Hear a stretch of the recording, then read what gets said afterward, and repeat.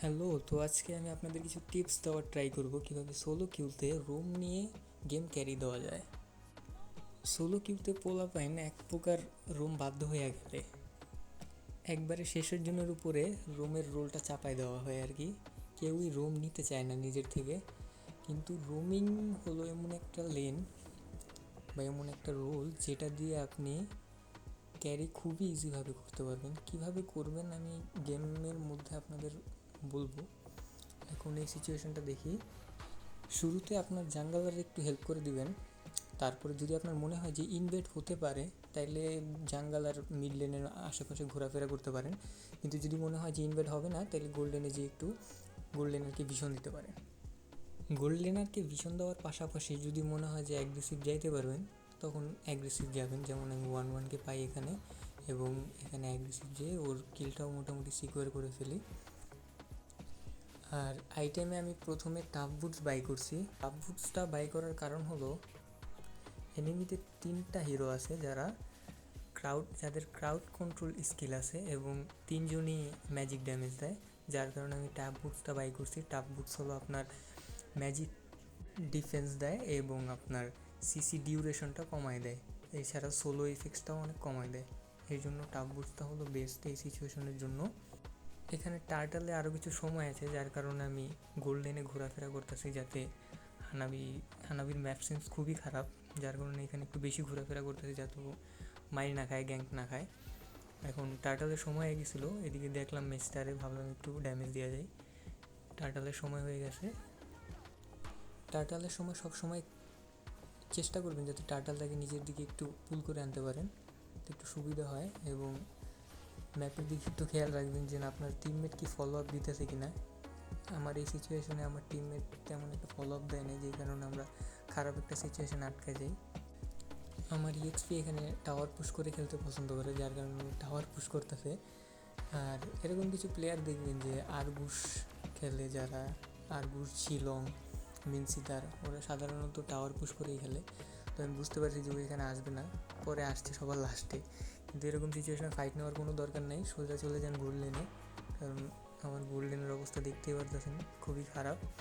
তো এখানে এসে ফার্স্টে 1-1-এর ক্র্যাপটা চুরি করে নিলাম। চেষ্টা করবেন অবজেক্টিভ ছাড়া যতটা সময় আছে গোল্ড লেনের আশেপাশে কাটান, কারণ সোলো কিন্তু গোল্ড লেনারের ম্যাপ সেন্স খুবই খারাপ থাকে, ওনারা ম্যাপের দিকে তো তাকাই না ধরতে গেলে। তো আপনি চেষ্টা করবেন যাতে ভিশন দিতে পারেন ম্যাপের একটু, ওনারা যাতে গ্যাংটা একটু কম খায়, একটু কম মারা খায়, বুঝছেন? একটু গ্যাংটা কম খেলে দেখা যায় একটু ফার্মটা ভালো হবে, লেট গেমে আপনাকে একটু সাপোর্ট দিতে পারবে। সেকেন্ড আইটেম আমি সবসময় এলিগেন্ট জেম বাই করি। এলিগেন্ট জেম বাই করার কারণ হলো এটা আপনাকে এইচপি প্লাস মানা রিজেন দেয় যখন 50%-এর কম ড্রপ হয়ে যায়। এটা আপনাকে আর্লি গেমে অনেক হেল্প করে, আপনার সাস্টেন প্লাস মানা সার্কেলের ডিউরেশনটা বাড়ায় রাখতে অনেক হেল্প করে, যার কারণে এটা বেস্ট আইটেম হাইলাসের জন্য সেকেন্ড প্লেসে। আপনারা দেখতেই পারতেছেন আমি সেকেন্ড স্কিলটা এতক্ষণ ধরে অ্যাক্টিভ করে রাখছি, কিন্তু আমার মানা কিন্তু ড্রপ হইতেছে না। এইটার 2টা কারণ, প্রথম হলো আমার এলিগেন্ট জেম, সেকেন্ড হলো এমব্লেম সেট আপ। আমি এমব্লেম সেট আপে সবসময় কমন এমব্লেমটা ইউজ করি, যা আমাকে মানা সাস্টেন করতে অনেক হেল্প করে। ফুল গেমে আমার রোটেশনগুলো আপনি যদি ফলো করেন তাহলে দেখতে পারবেন আমি গোল্ডেনের আশেপাশে বেশি থাকি, কারণ সোলো কিউতে জানেনই গোল্ডেনের অবস্থা কী। এটা একলা ছাড়লে মনে করেন যে দেখেন বাচ্চা থাকার কোনো চান্সই নাই ওর। তো গেম প্লেটা এনজয় করেন, যেখানে যেখানে ভয়েস ওভার দেওয়া লাগবে সেখানে সেখানে আমি ভয়েস ওভার দিব।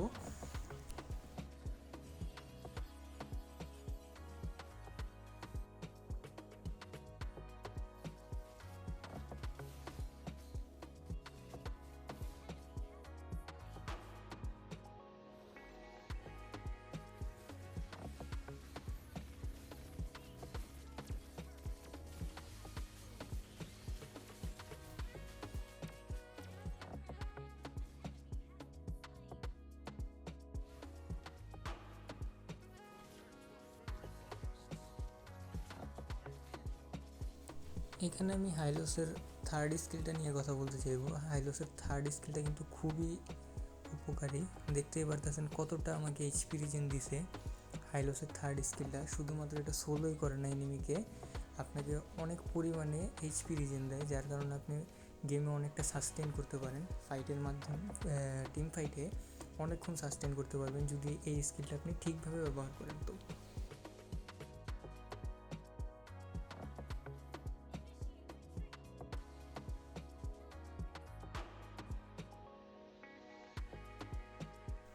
এখানে একটু কনফিউজ হয়ে যায় আমি কী করব, কোন দিকে যাব আর কি। তো যাই হোক, এখানে আমি আমার থার্ড আইটেম যেটা বাই করতেছি ওটা হলো ডমিনেন্স আইস।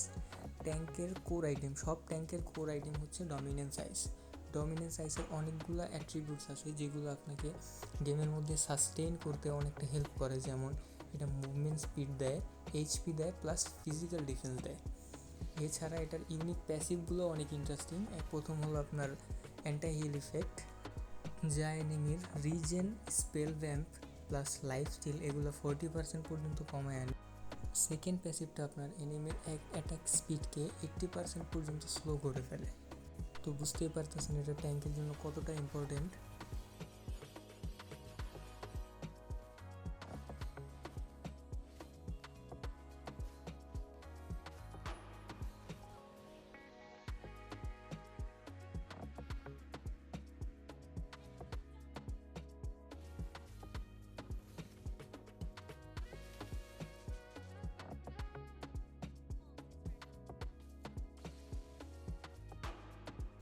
হাইলোস কিন্তু অনেক তাড়াতাড়ি থান্ডার বেল্টও স্ট্যাক করতে পারে। তো আপনি চাইলে থান্ডার বেল্টও বিল্ড করতে পারেন, কিন্তু আমার প্লে স্টাইল অনুযায়ী থান্ডার বেল্ট তেমন একটা ওয়ার্ক করে না, যার কারণে আমি থান্ডার বেল্ট বিল্ড করি না।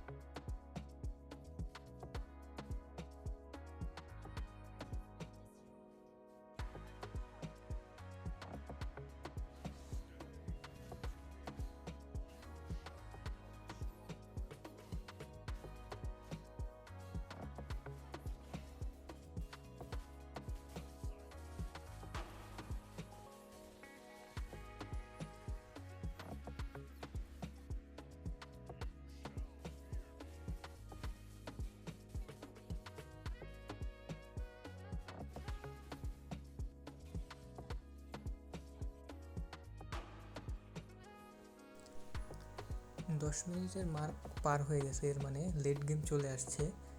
আর দেখতেই পারতেছেন এনিমি আমাদেরকে খুবই প্রেশারের মধ্যে রাখছে। এনিমি 1-1 তো খুবই ভালো খেলতেছে। এদিকে আমাদের হানাবি তো আলহামদুলিল্লাহ ডার্ক সিস্টেম। লেট গেমে আপনার রোলটা একটু চেঞ্জ হবে। লেট গেমে এসে আপনার ড্যামেজ ডিলারগুলো অনেক ইম্পর্টেন্ট। তো আপনার প্রায়োরিটি থাকবে যে ওই দুইটাকে, মেজ আর মার্কসম্যান, এই দুইটাকে সেভ দেওয়া। এই দুইটাকে যেন এনিমি অ্যাসাসিন কোনোভাবে অ্যাম্বুশ না করতে পারে। আপনি চলার পথে চেষ্টা করবেন যাতে সবগুলো বুশ চেক করে যেতে পারেন।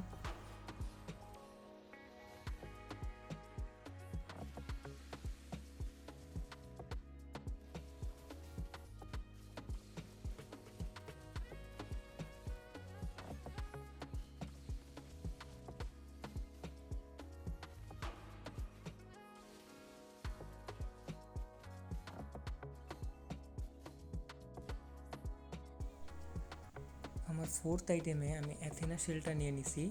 অ্যাথেনা শিল্ডটা আপনার বার্স্ট ম্যাজিক ড্যান্স থেকে আপনাকে অনেকটা বাঁচায় রাখে, সাস্টেন করতে হেল্প করে। এনিমি টিমে দুইটা প্লেয়ার আছে যারা হলো বার্স্ট ম্যাজিক ড্যামেজ দিতেছে।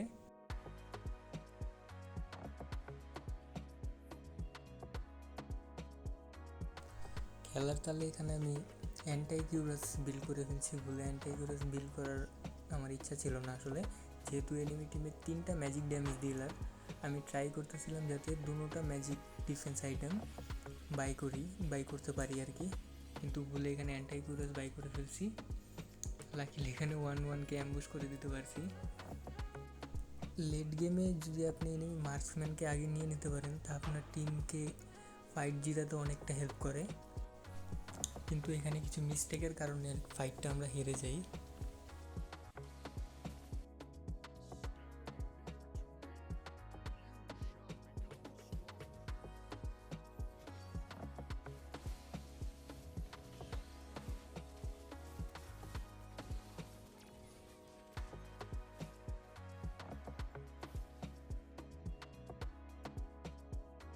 এখানে খেয়াল করলে আপনি হাইলসের এইচপি রিজেনটা দেখতে পারবেন কতটা স্ট্রং। হাইলসকে মারা প্রায় ইম্পসিবল হয়ে গেছে ওদের জন্য। আমার এলিগেন্ট জেম প্লাস আমার আল্টি, এই দুটো মিলে অনেক হেভি রিজেন দেয়।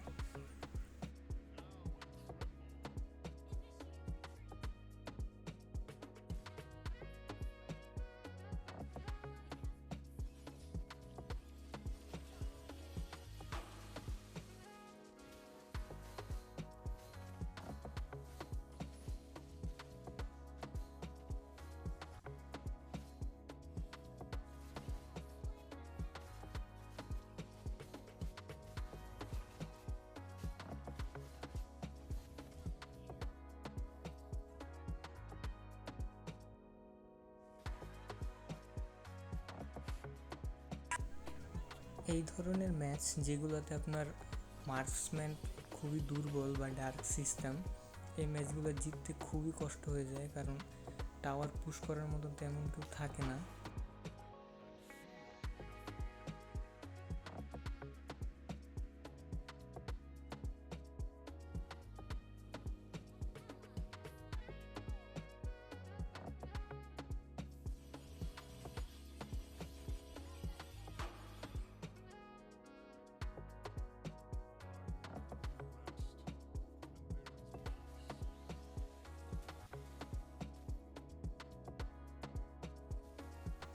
লাকিলি আমার ম্যাচটা অনেক ভালো করছে, যার কারণে আমার মার্কসম্যান আর জাঙ্গল ডার্ক সিস্টেম হওয়ার কারণেও আমার ম্যাচটা অত একটা হার্ড হয় নাই, আর ক্যারি দিতে পারছি।